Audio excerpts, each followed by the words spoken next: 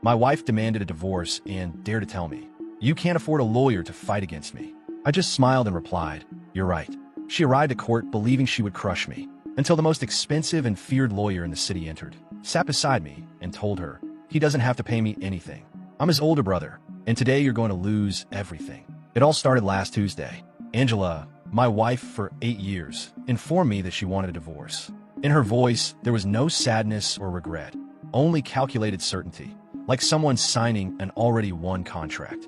We were in the living room of the house that together we had turned into a home, but she spoke like an executive announcing a layoff. "This is over, Daniel," she said, placing a folder on the table. "I already spoke with a lawyer. Here are my conditions." I didn't even open it. It wasn't necessary. She was more than willing to detail them. She wanted the house, the same one my grandfather helped me with the down payment. She demanded 70% of our savings and alimony for a minimum of 5 years. It wasn't a negotiation. It was an unconditional surrender. "I don't want to argue this, Daniel," she added with a tone loaded with false compassion. "Let's be realistic. You're a woodworking teacher in high school. You earn enough to live, but not to afford a real lawyer. Mine will sink you in fees before you step foot in court. Better accept the terms and move on with your life."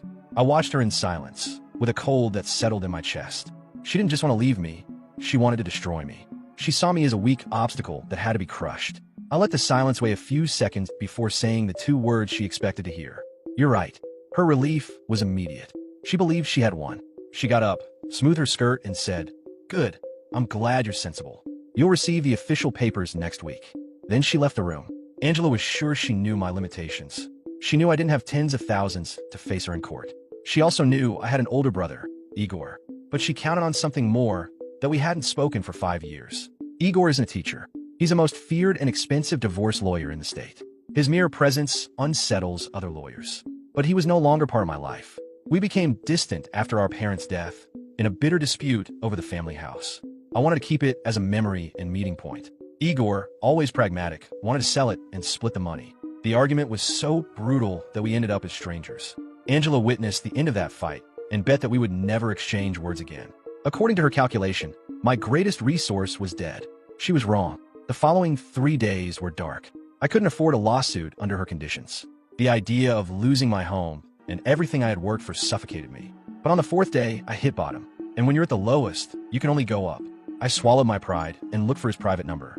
I dialed trembling, expecting an assistant with a sharp voice to answer or for voicemail to pick up. But after 2 rings, I heard a familiar voice. "Yes." "Hello, Igor, it's Daniel." I answered, feeling my voice sounded foreign to me. There was a long silence. I thought he would hang up. Finally, Danny, the old nickname, hit me with nostalgia. "What's up?" And everything